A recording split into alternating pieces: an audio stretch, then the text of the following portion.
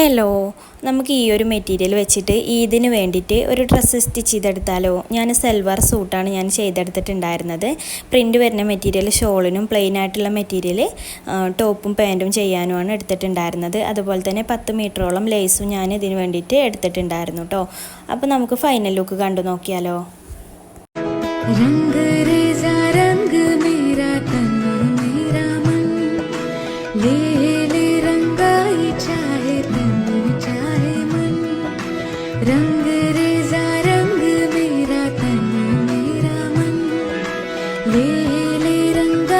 चाहे तन चाहे मन सजरा सवेरा मेरे तन बरसे कजरा अंधेरा तेरी जलती ला कतरा मिला जो तेरे दर पर से ओ मौला।